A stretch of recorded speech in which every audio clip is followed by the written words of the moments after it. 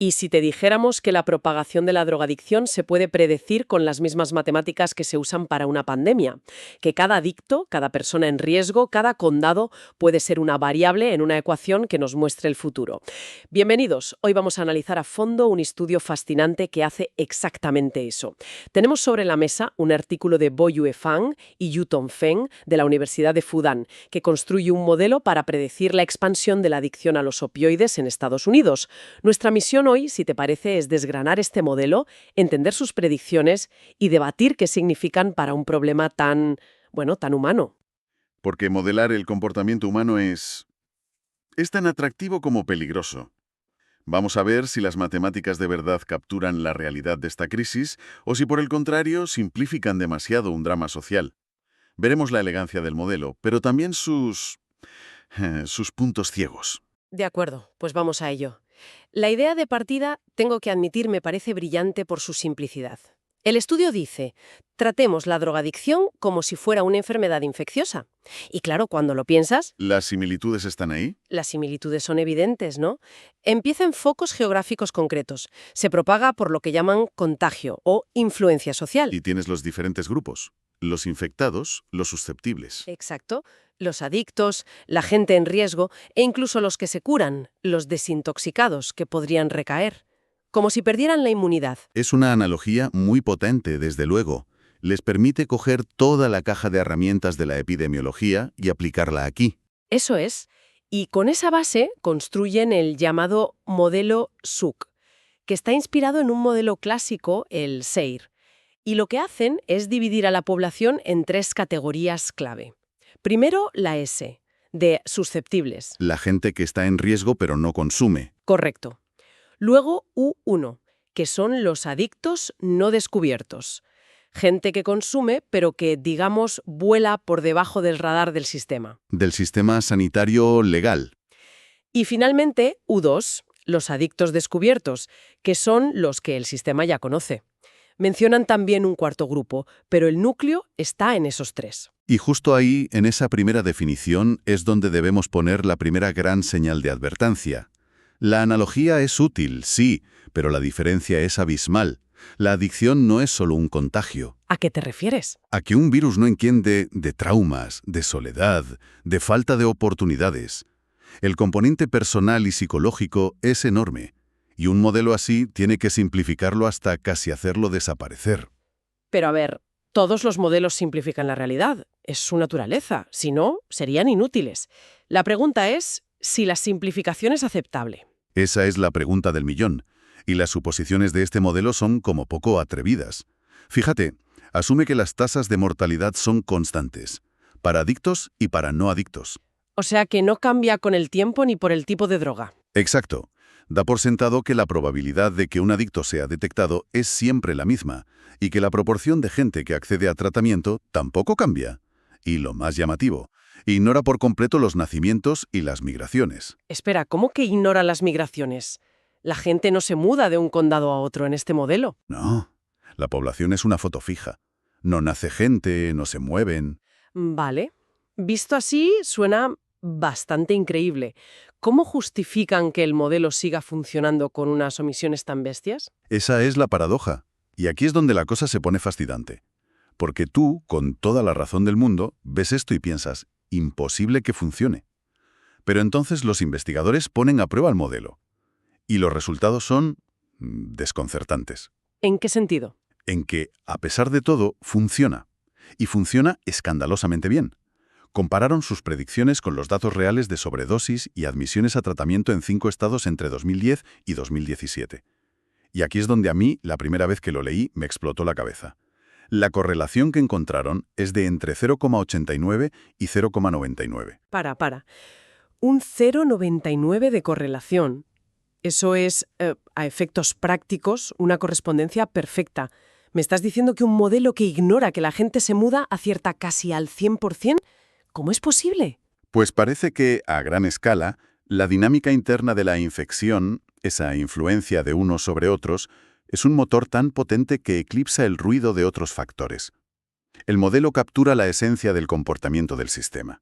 Y lo que revela esa esencia no es un crecimiento lineal. Lo que predice es una onda. Una onda literalmente. Lo he visto en los gráficos del estudio.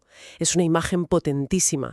El número de adictos sube y baja, como si el sistema estuviera respirando. Vibra. Exacto. Y lo más importante es que según el modelo, la amplitud de esa onda va disminuyendo con el tiempo.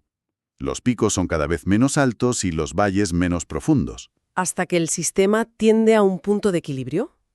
¿A un estado estable? Un estado estable y predecible, pero no necesariamente un final feliz. Claro, porque en ese estado estable se esconde una de las conclusiones más alarmantes del estudio, ¿verdad? Ahí está la clave. Para mí, el hallazgo más preocupante es que el modelo sugiere de forma consistente que el número de adictos no descubiertos, la población U1, es mucho, mucho mayor que la de los descubiertos. O sea que lo que vemos, las cifras oficiales, es solo la punta del iceberg. De un iceberg gigantesco.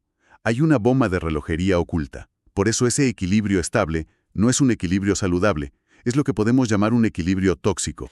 Un estado en el que la sociedad, aprende a convivir con una enorme población de adictos, sin tratar ocultos a plena vista. Exactamente. Y esto conecta con otro concepto que importan de la epidemiología, el famoso R0. Aquí lo llaman número de generación mínimo.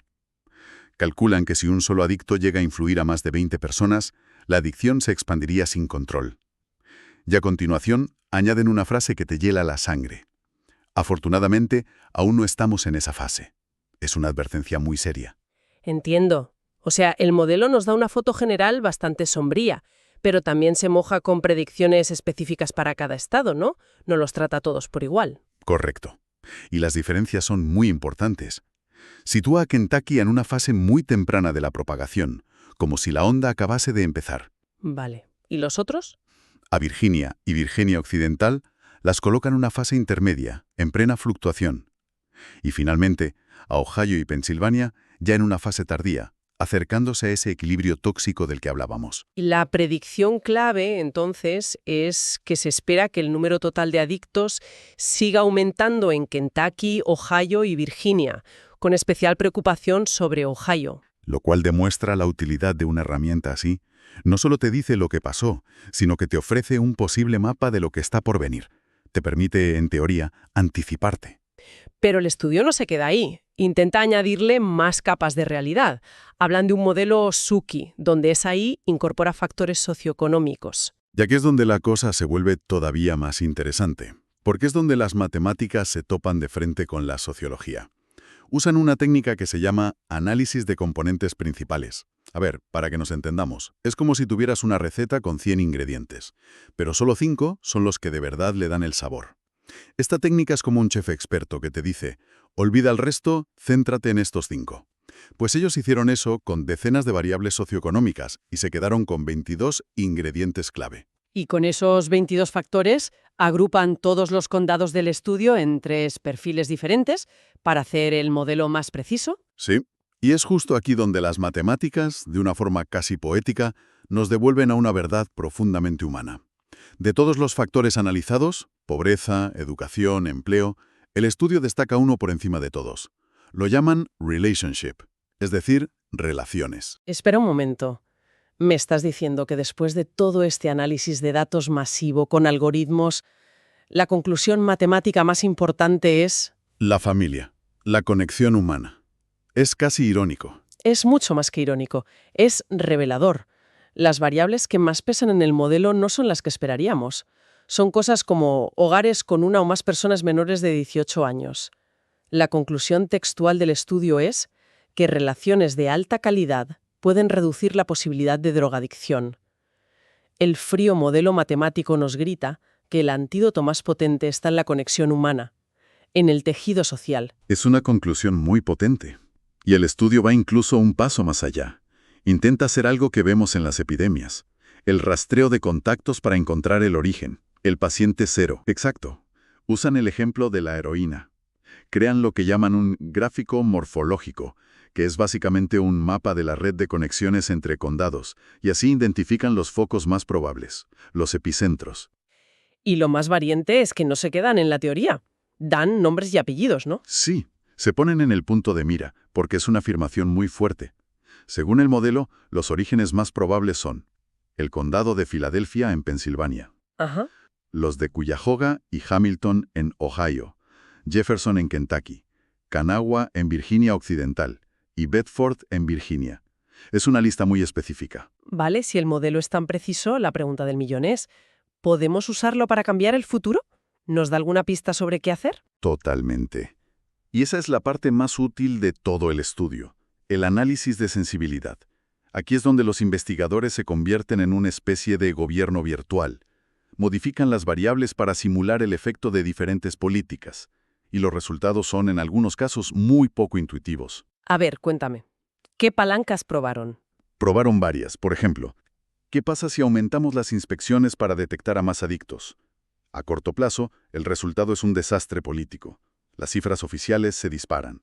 Pero el modelo muestra que, a largo plazo, sacar a esos adictos ocultos a la luz es la estrategia correcta para reducir el número total. Asumir un coste a corto plazo por un beneficio a largo plazo. Justo. Interesante. ¿Y qué pasa con los tratamientos? Supongo que mejorarlos siempre es bueno.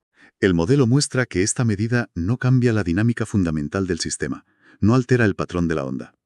Ayuda a la gente, por supuesto, pero no es la palanca que transforma el sistema. Entiendo. Hay una simulación que es terrible, pero ¿qué pasa si las drogas se vuelven más letales? Es una solución horrible, evidentemente, pero el modelo es un espejo imparcial y muestra que si la mortalidad aumenta, el número de adictos se reduce y el sistema alcanza el equilibrio mucho más rápido. Es la lógica fría de las matemáticas. Pero ojo, porque de todas las palancas que probaron, hay dos que eclipsan a todas las demás. De acuerdo, ahora sí que tienes toda mi atención. ¿Cuáles son? La primera es un parámetro que llaman beta. Representa la tasa de contagio social. La influencia de los adictos sobre la gente de su entorno. Exacto. Este es el factor más explosivo.